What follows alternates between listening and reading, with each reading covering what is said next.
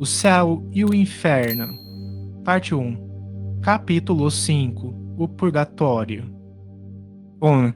O Evangelho não faz menção alguma do purgatório, que só foi admitido pela Igreja no ano de 593. É incontestavelmente um dogma mais racional e mais conforme com a justiça de Deus que o inferno, porque estabelece penas menos rigorosas e resgatáveis para as faltas de gravidade mediana. O princípio do purgatório funda-se na equidade, pois é a detenção temporária a concorrer com a perpétua condenação. Que julgar de um país que só tivesse a pena de morte para todos os delitos? Sem o purgatório, só para as almas duas alternativas extremas, a suprema felicidade ou eterno suplício.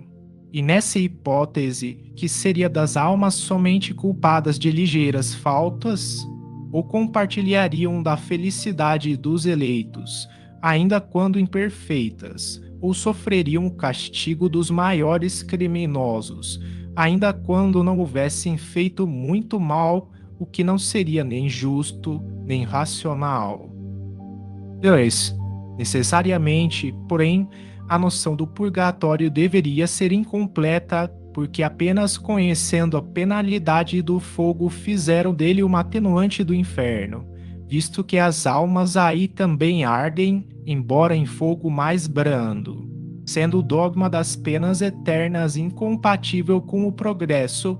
As almas do purgatório não se livram dele por efeito do seu adiantamento, mas em virtude das preces que se dizem ou que se mandam dizer em sua intenção. E se foi bom o primeiro pensamento, outro tanto não acontece quanto às consequências dele decorrentes, pelos abusos que originaram. As preces pagas transformaram o purgatório em mina mais rendosa que o inferno. Nota 36. Nota 36, de Allan Kardec. O purgatório originou o comércio escandaloso das indulgências, por intermédio das quais se vende a entrada no céu. Este abuso foi a causa primária da reforma, levando Lutero a rejeitar o purgatório. 3. Jamais foram determinados e definidos claramente o lugar do purgatório e a natureza das penas aí sofridas. A nova revelação estava reservado o preenchimento dessa lacuna, explicando-nos a causa das terrenas misérias da vida, das quais só a pluralidade de existências poderia mostrar-nos a justiça. Essas misérias decorrem necessariamente das imperfeições da alma, pois se esta fosse perfeita não cometeria faltas nem teria de sofrer as consequências. O homem que na terra fosse em absoluto sóbrio e moderado, por exemplo, não padeceria enfermidades oriundas de excessos. O mais das vezes ele é desgraçado por sua própria culpa, porém, se é imperfeito, é porque já o era antes de vir à terra, expiando não somente faltas atuais, mas faltas anteriores não resgatadas. Repara em uma vida de provações o que a outrem fez sofrer em anterior existência. As vicissitudes que experimenta são, por sua vez, uma correção temporária e uma advertência quanto às imperfeições que lhe cumpre eliminar de si, a fim de evitar males e progredir para o bem. São para a alma lições da experiência, rudes às vezes, mas tanto mais proveitosas para o futuro, quanto profundas as impressões que deixam. Essas vicissitudes ocasionam incessantes lutas que desenvolvem as forças e as faculdades intelectivas e morais. Por essas lutas a alma se retempera no bem, triunfando sempre que tiver denodo para mantê-las até o fim. O prêmio da vitória está na vida espiritual, onde a alma entra radiante e triunfadora como soldado que se destaca da refrega para receber a palma gloriosa. 4. Em cada existência, uma ocasião se depara à alma para dar um passo avante. De sua vontade depende a maior ou menor extensão desse passo, franquear muitos degraus ou ficar no mesmo ponto. Neste último caso, e porque cedo ou tarde se impõe sempre o pagamento de suas dívidas, terá de recomeçar nova existência em condições ainda mais penosas, porque é uma nódoa não apagada junto a outra nódoa. Ludo, pois, nas sucessivas encarnações que a alma se despoja das suas imperfeições, que se purga, em uma palavra, até que esteja bastante pura para deixar os mundos de expiação pelos mundos felizes e, mais tarde, estes para gozar da suprema felicidade.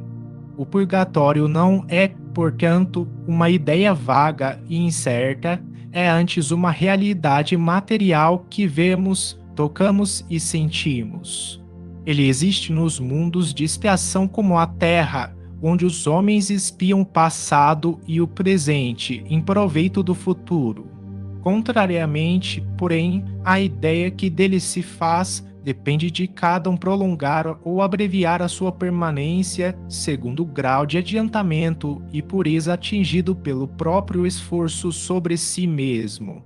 O livramento se dá não por conclusão de tempo nem por alheios méritos, mas pelo próprio mérito de cada um, consoante estas palavras do Cristo, a cada um segundo as suas obras, palavras que resumem integralmente a justiça de Deus. Sempre, aquele, pois, que sofre nesta vida pode dizer-se que é porque não se purificou suficientemente em sua existência anterior, devendo, se o não fizer nesta, sofrer ainda na seguinte. Isto é ao mesmo tempo equitativo e lógico, sendo o sofrimento inerente à imperfeição, tanto mais tempo se sofre quanto mais imperfeito se for, da mesma forma porque tanto mais tempo persistirá uma enfermidade quanto maior a demora em tratá-la. Assim é que, enquanto o homem for orgulhoso, sofrerá as consequências do orgulho, enquanto egoísta, as do egoísmo. 6.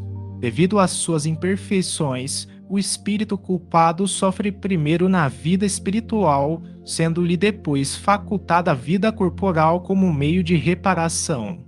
É por isso que ele se acha nessa nova existência, quer com as pessoas a quem ofendeu, quer em meios análogos àqueles em que praticou o mal, quer ainda em situações opostas à sua vida precedente, como, por exemplo, na miséria, se foi mal rico, ou humilhado, se orgulhoso.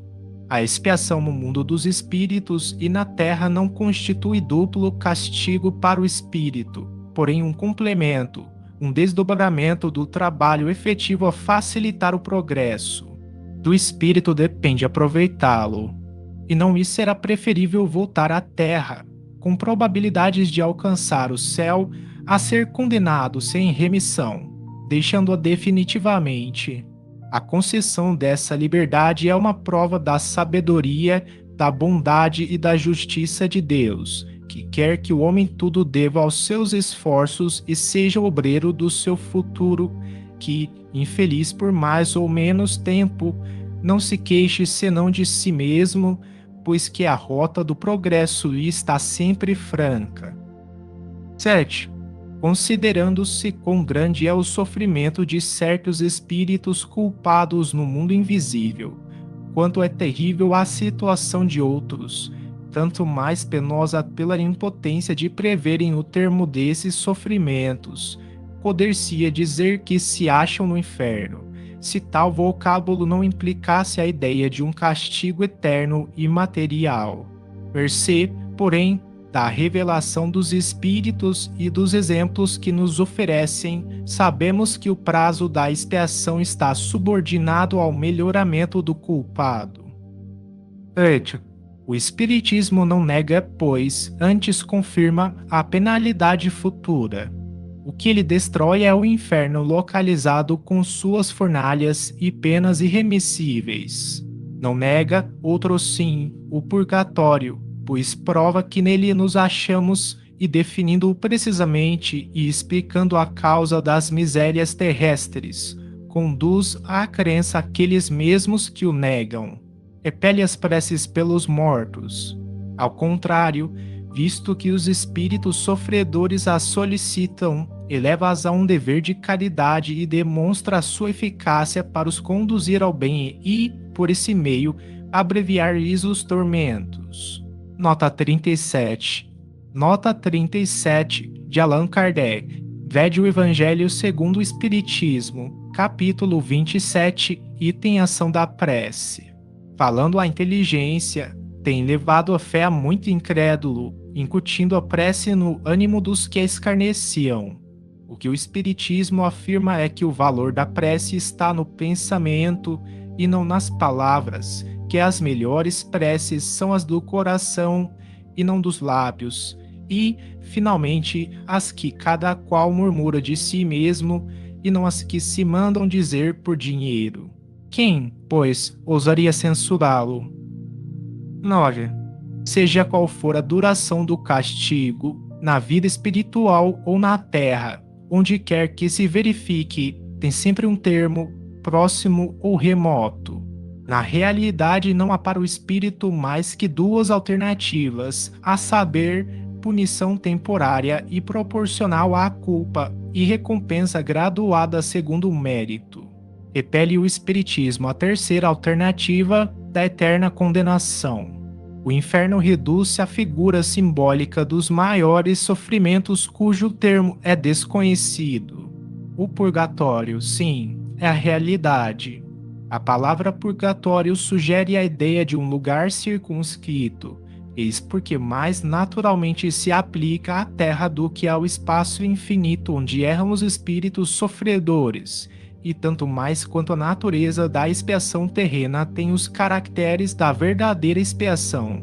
Melhorados os homens, não fornecerão ao mundo invisível senão bons espíritos, estes, encarnando-se, por sua vez, só fornecerão à humanidade corporal elementos aperfeiçoados. A terra deixará, então, de ser um mundo expiatório e os homens não sofrerão mais as misérias decorrentes das suas imperfeições. Aliás, por esta transformação que neste momento se opera, a terra se elevará na hierarquia dos mundos. Nota 38. Nota 38 de Allan Kardec, idem, capítulo 3, item Progressão dos Mundos. Porque não teria o Cristo falado do purgatório? É que, não existindo a ideia, não havia palavra que a representasse. O Cristo serviu-se da palavra inferno, a única usada como termo genérico para designar as penas futuras, sem distinção. Colocasse ele ao lado da palavra inferno, um equivalente a purgatório, e não poderia precisar ir o verdadeiro sentido sem ferir uma questão reservada ao futuro. Teria, enfim, de consagrar a existência de dois lugares especiais de castigo.